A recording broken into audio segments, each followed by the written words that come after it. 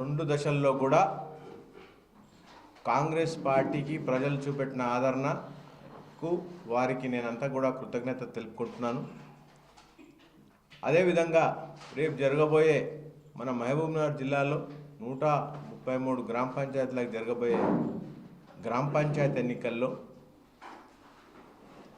ప్రతి ఒక్కరిని ఏ విధంగా అయితే మీరు ఈ రెండు దఫాలు కూడా మా కాంగ్రెస్ పార్టీ పైన ఆదరణ చూపినరో ఆ విధంగానే రేపు మూడో దశలో ఇంతకంటే ఎక్కువ శాతంగా మీరు తప్పకుండా మాపై ఆదరణ చూపి రేపు మా కాంగ్రెస్ పార్టీ బలపరిచిన సర్పంచ్లందరినీ కూడా ఎన్నుకోవాలని చెప్పి కూడా మహబూబ్నగర్ జిల్లా ప్రజలను నేను కోరుతున్నాను.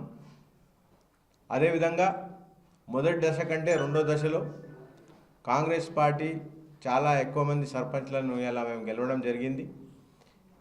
ఈ రెండు దఫాల్లో వచ్చిన గ్రామ పంచాయతీ ఎన్నికల్లో చూస్తుంటే మాకు అసెంబ్లీలో వచ్చిన ఓట్ల కంటే ఓ 5% ఎక్కువ శాతం ఓట్లు ఈ గ్రామ పంచాయతీ ఎన్నికల్లో ఇలా కాంగ్రెస్ పార్టీ వైపు ఇలా ప్రజలంతా కూడా వాళ్ళు చూపిస్తున్నారు, వేయడం జరిగింది. కాంగ్రెస్ పార్టీ ఏదైతే 2 సంవత్సరాల నుంచి ప్రజాపాలనలో చేస్తున్న పనులన్నిటికీ కూడా ఇది నిదర్శన. ఇలా గ్రామ పంచాయతీలో ఇలా ప్రతి ఒక్కరు కూడా కాంగ్రెస్ పార్టీతోటే ఏదైనా సాధ్యమో, కాంగ్రెస్ పార్టీ ఏకైక పార్టీ, ఏదైతే చెప్పిన మాట నిలబెట్టుకునే పార్టీ కాంగ్రెస్ పార్టీ అని చెప్పిన మాట నిలబెట్టుకునే పార్టీ అని చెప్పి ఇలా కాంగ్రెస్ పార్టీకి ఇలా పెద్ద ఎత్తున ఆదరణ చూపిస్తున్నారు. అదేవిధంగా ఏదైతే మా నాయకుడు రాహుల్ గాంధీ గారు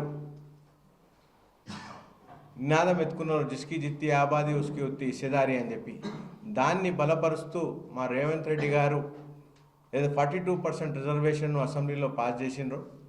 ఆ 42% రిజర్వేషన్ అమలయ్యే విధంగా ఇవాళ మేమంతా కూడా గ్రామ పంచాయతీలో మేమంతా కూడా ఇవాళ ఏవైతే కాంగ్రెస్ పార్టీ బలపరిచిందో అంతా కూడా 42% అమలయ్యే విధంగా ఇవాళ మేము ఇవాళ ప్రతి ఒక్కరిని కూడా అదేవిధంగా మేము టికెట్లు ఇవ్వడం అంటే కాంగ్రెస్ పార్టీ బలపరచడం జరిగింది.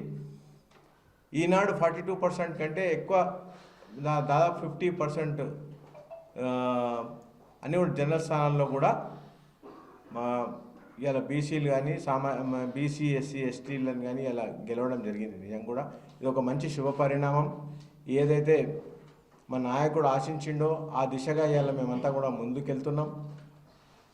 నేను కాంగ్రెస్ పార్టీ తరఫున రేపు జరగబోయే ఎన్నికల్లో కూడా ప్రజలంతా కూడా మమ్మల్ని పెద్ద ఎత్తున ఆదరించాలి.